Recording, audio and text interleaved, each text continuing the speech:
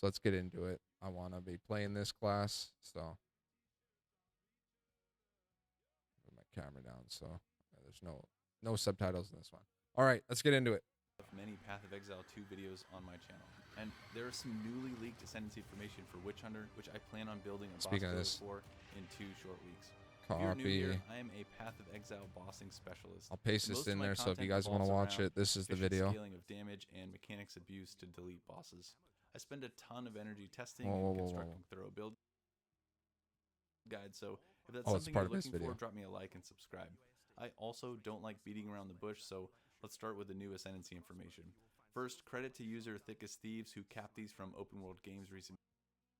It must be, yeah, it's in his video. I hear two songs, two voices, where we'll start. But it's in his video. The two small nodes we didn't know about before are 6% CDR on the way to Judge, Jury, and Executioner, and 35% increased damage with hits against low-life enemies. Now, I'd already started recording this video before seeing this and was planning on mentioning that Decimating Strike, the pre-call Ascendancy notable, has a nice side effect of boosting the effectiveness this is huge, though. Of any Watch this modifier shit. For low life. If a mob starts at 70% health, most of the time they're alive. They're going to be triggered. Watch this boss's health, all right? This is why I'm playing this class. I was going to play the other Ascendancy, but I think I'm going to go Witch Hunter, and this is why, because I like the bossing. So pre-call Ascendancy watch this shit. Has a nice side watch the boss's health. The effectiveness of any modifier for low life. If a mob this man just did 70% health, most of the time they're alive. They're going to be triggered. Let's watch that again. Pre-call Ascendancy just in case you didn't see it. Effect of boosting the effectiveness of any modifier for low life. 260,000 damage. Most of the time they're alive. One hit. Going to be triggering low life effects. CDR is useful for grenade builds, which I plan on leaning into. I just fucking took away my camera. Cooldowns. Those are great, but the real meat are the two new major Ascendancy nodes. The first is Culling Strike on the way to Witchbane. Scuff. Culling's been. Give me 1 sec. The fuck happened here?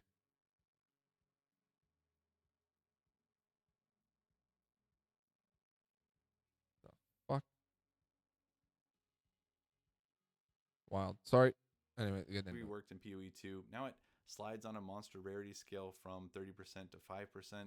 This greatly improves its utility in mapping scenarios because Cull was more or less a dead mod in POE1 when you were mapping, but it reduces its effectiveness in boss encounters. I actually really like this change. It always felt weird to get a flat 10% and for it to be so situationally useful.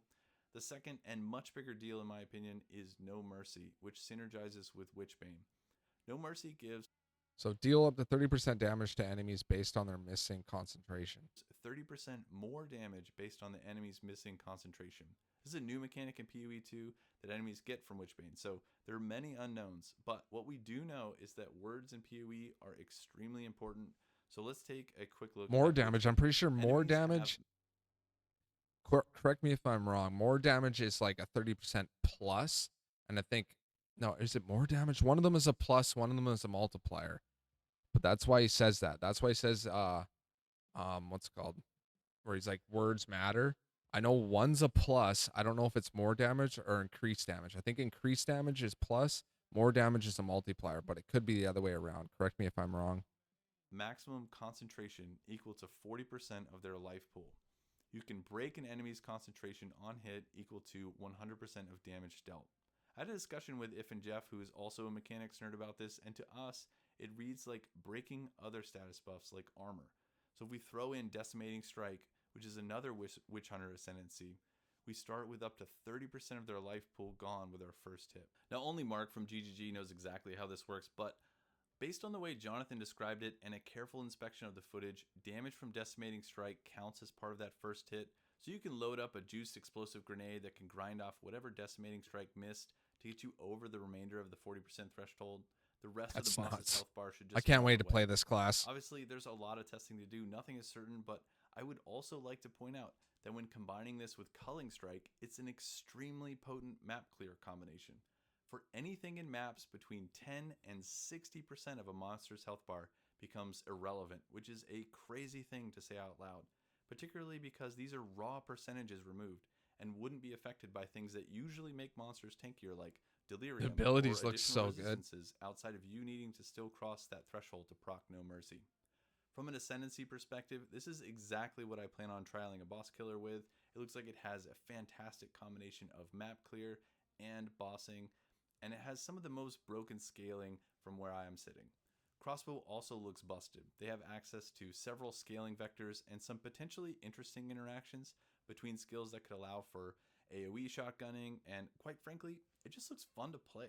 Yeah, it does. Anything POE1 has to offer, and I am here for it. Now, what interesting scaling vectors do crossbows have, you might ask?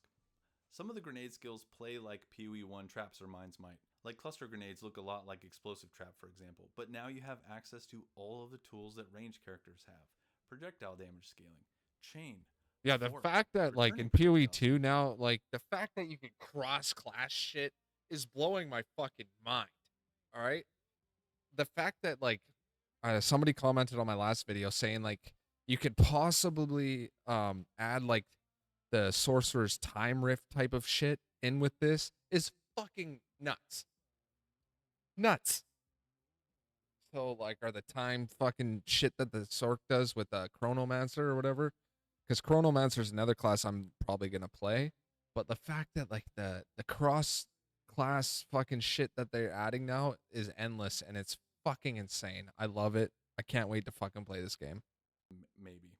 Multiple projectiles. Added flat damage from things like Flame Wall or Gun Heat, which is a new thing in PoE2, something you can build up using rapid fire crossbows. You also don't have some of the downsides that ranged projectile builds have. For example, projectile speed is mostly irrelevant since crossbow projectiles travel almost instantly, and I guarantee casters who are using things like Fireball will want to look for projectile speed to improve clear. And as a projectile tag skill, you get access to powerful notables like Ricochet, which allows projectiles to chain off of terrain. And since our big damage dealers like Cluster and Explosive Grenade are AoE based, this creates opportunity for overlaps, which is a massive damage multiplier in Path of Exile.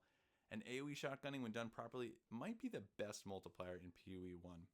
Or things like the new notable Stand and Deliver, which gives crit damage bonus and increased crit damage to close enemies. Should you want to be farther away, ballistas might still benefit from it depending on how The secondary ballistas damage looked works in sick. In the PoE2. last video we watched, Shooting explosives I like is the almost ballistas certainly too. a straight up 20% more damage with grenades notable. You don't appear to be bound to a maximum number of grenades active in combat like you used to be with mines or traps in PoE1, so there's no downside to an incredibly strong notable like this one.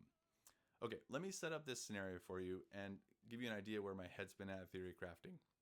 One of the supports that looks us the know. most Tell broken us. to me is Tell us. Frostfire. I've been thinking about this one a lot. Crossfire. Frostfire is a support that grants 100% more ignite effect.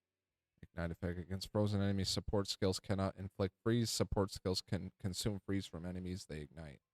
This is actually At least, pretty huge. whenever PoE2 DB captured it. But if this were a support in PoE1, it would immediately become one of, if not the strongest support for the game for Ignite builds.